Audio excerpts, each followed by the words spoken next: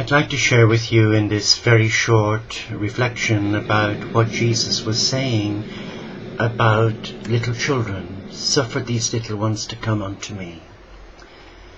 Throughout the life of Jesus, we are drawn to his great love of children.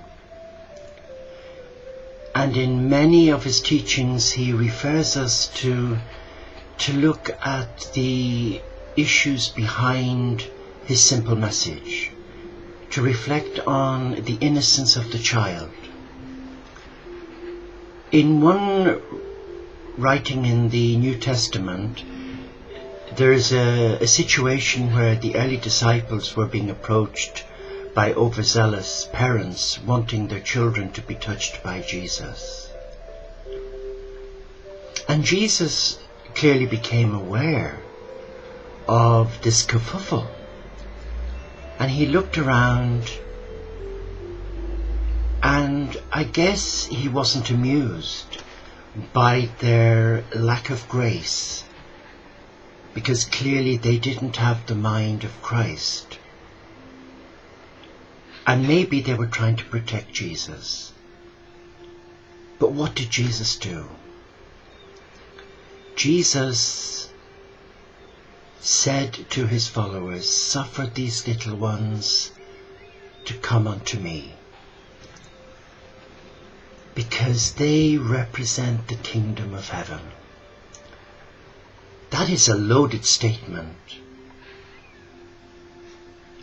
And for Jesus to say that to his disciples, he was trying to get across a very simple message. That unless we become childlike, like the child, the innocence of a child, we will have great difficulty getting to that place of nirvana. And yet, when you're in the presence of young children, particularly on Christmas morning, when they're unwrapping the presents, the excitement, the exhilaration, they are so overwhelmed with joy. They open one present, they leave it to go to another. They're just totally overwhelmed with delight. There is something about the innocence of a child that captivates us as adults. It may trigger memories of our own childhood. And I think the message is very clear for us who are called in service to embrace the light of God, the teachings of Buddha, the teachings of the Holy Prophet Muhammad. We are called to be childlike. And some people might confuse being childlike with being childish. Childlike is about adopting a mindset that is about trust. Trusting in a Father, Mother God, whose love inspires us to let go and allow God be. It's a childlike quality that shows innocence, where they don't understand conflict, where they can't comprehend the dynamics of crisis and fear. They only respond to love. And that's why children are enormously privileged to be given greater insights into the kingdom of God. For many children, they have what we call the imaginary friend.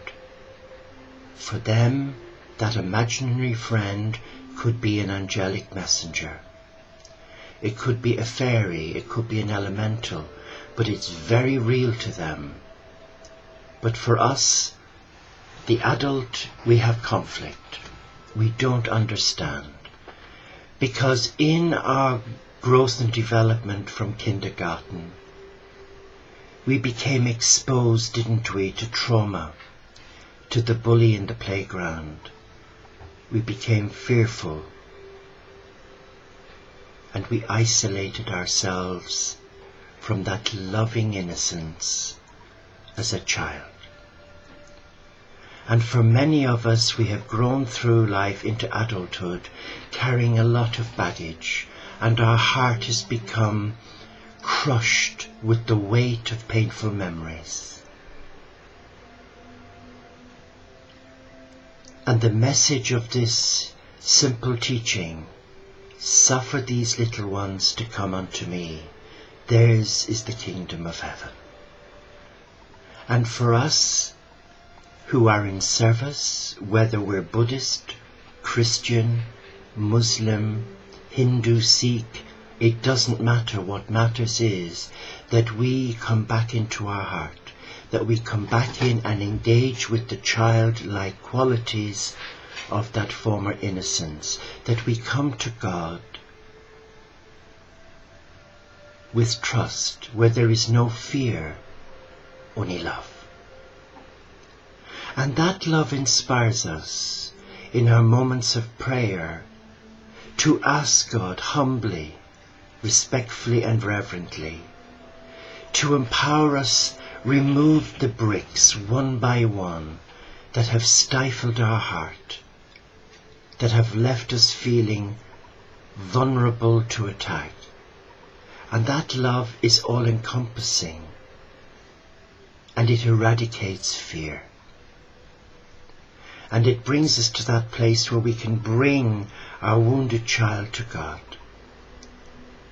and where the love of this beautiful being of light can release the pain and the trauma. So when Jesus said, "Come to me, all you who labor and are burdened, I will give you rest," he also says in his message to all of us, "Place your yoke upon me and learn from me, for I am meek and humble of heart." Jesus speaks to us so often through little children, through their innocence at play, through their pure devilment. And yet, in our society today, they are so vulnerable to predators who seek to exploit their innocence, whether it's online pornography, internet chat rooms.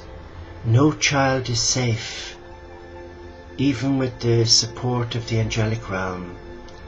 Children today are more at risk than they've ever been, because of the battle of good and evil, because evil seeks to destroy the innocent. And Jesus is very clear about anyone who seeks to destroy the innocence of a child, whether it's sexual abuse or abuse, because he said they might as well have a millstone round their neck and thrown into the depths of the sea. And he doesn't mince his words. Childlike innocence is a rare quality today, and we mustn't stifle it. We mustn't overprotect our children. We must be cautious, but we must be common-sensed. And there are many of us who are living in this nanny culture where we're afraid. Let us get rid of that fear. Let us turn to the Christ light. Let us embrace the messengers of God. Let us turn to Kuan Yin, Mother Mary, to our Holy Buddha, to the Prophet Muhammad, to all our great teachers. And let us ask them to guide us and speak to us. Let them empower our hearts to come back into alignment with divine truth. And let us recapture the innocence of our lost childhood. Let us embrace the art of play. Let us be still now and ask the Father, Mother God to come into our hearts and to show us how to become childlike and heal that inner child. Namaste.